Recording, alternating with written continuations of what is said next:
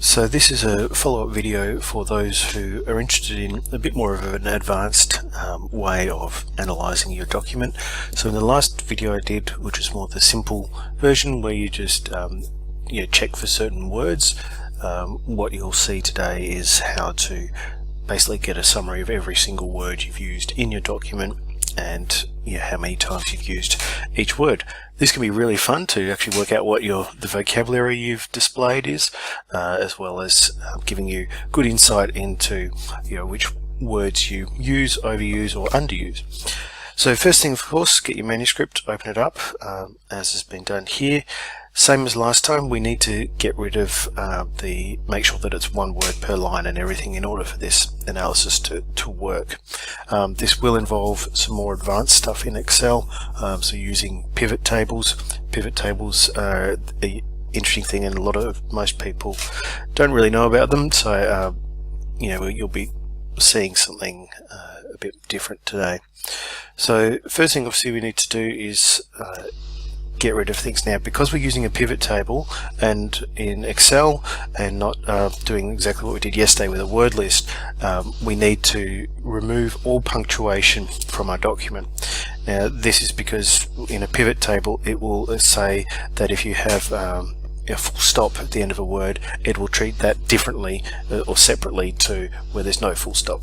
If you have like a quote mark for when you're doing speech, it'll treat that as a different word to when there's no quotation mark. If you have apostrophe S, it'll for a possessive, it will also treat that differently. So we need to effectively strip our document of punctuation. This is quite straightforward when you use the find and replace command as I'm doing here.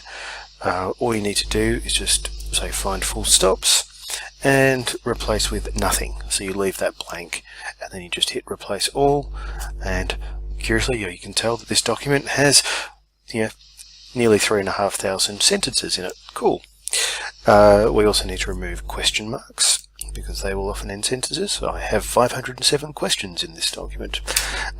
Exclamation marks, this will be interesting. 22, so I've possibly overused quotation marks. But they're there. We'll also need obviously our dialogue tags. Now in this document I've used the single tag for that. The style guides for whether you should use a single or double quotation mark seems like it's a free choice. So yeah, I've used all those. So if I replace all of them, done. And I do actually have some quotes where I've got characters quoting other people where I've used the double quotation, so I do need to replace those too. What else do I need to do? Commas need to go, and ellipses. Now the ellipse, you might need to find one and copy it in. You can't just type in ... That won't come up, so you actually need to find an ellipse and replace it, which I will do. So I've put in an ellipsis, which I've had to get from symbols, and then I'm going to hit replace all, but used 105 of those. The other thing I need to use, what I have in a section break, I've put in a pound symbol or number symbol, or for the millennials, a hashtag, and so I've got lots of them in there too, so I need to replace those. And so that should pretty much remove all the formatting. Now we still need to do the one word per line separation, which again is the same way that was done in the simple version of this in the previous video. So we simply look for space. We then replace that with the ampersand, sorry, the circumflex P, which is your paragraph break, or enter. Replace all, and it will come up with that. And so it's made all those replacements. So now I have one word per line. And I'm all set up and ready to go. You don't have to worry about the spaces, they'll get taken out. So we select everything. I use Control A because I like keyboard shortcuts, and then Control C to copy. We switch over to Excel or your spreadsheet program, and then we need to do paste. Again, for those who've seen the previous video, this can take 4 minutes, 5 minutes to actually copy across that amount of words. This is only 47,000 words.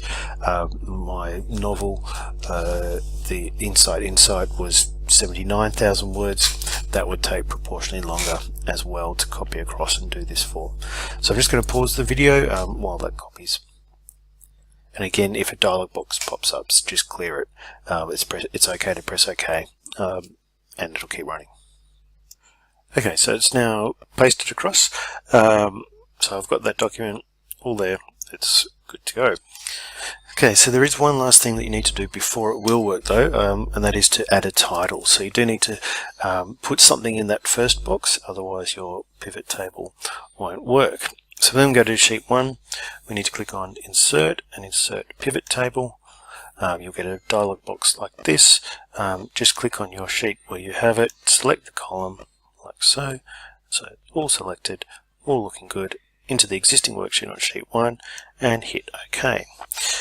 Now you get this. So what you need to do is tell Excel what you actually want to go in this table that you've actually created. So we're just going to click on Words, which is the column of words, and now we can see we have a list of all the words that are in my document. So all the variations on that. Does seem like there's some colons and things I perhaps forgot to remove, or a dash here and there, but basically there's a list of all the words. As per last time, we want to do our COUNTIF. So COUNTIF, the COUNTIF. COUNTIF, go to your sheet, select the column. Now notice we're switching from range to criteria, and then we come back and select the row and close brackets, and there's one of those. And we can then fill down. So you'll need to paste down, and in this case, in this document, turns out that I've used a lot of words. So there are over 5,000. Okay, just over 5,000 words. Control D to fill down, and you're away. Now the next thing to do is to copy. Now note how what I've selected here, that I have missed blank, and I have missed the very first, and I've missed the title. If you select the title, you won't be able to do the data sorting. Okay, so you notice that at the moment it's recorded it. It's ordering it in alphabetical order and not by numerical value, which you might want to do just, hey, how many words have I got beginning with A? And you want to have a look at that. But it's obviously better if you can sort this data by value. Now, being a pivot table, that isn't as simple as just selecting the columns and sorting. Really, the simplest way to do it is simply to select all the, not select the title. Do not select the title, otherwise row labels, otherwise it won't work. So just select purely the data. Scroll down till you've reached the end and all the data that you want, and then you will, again, don't select the last box. That's important, otherwise again it will not work. So once you've got that, that's the data we want. Copy it.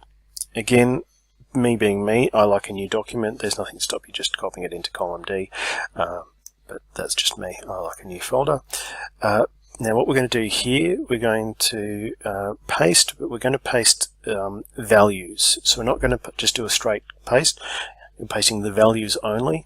This simply records the data and not as text, not as in reference to any other document. That enables us to then do a sort on it.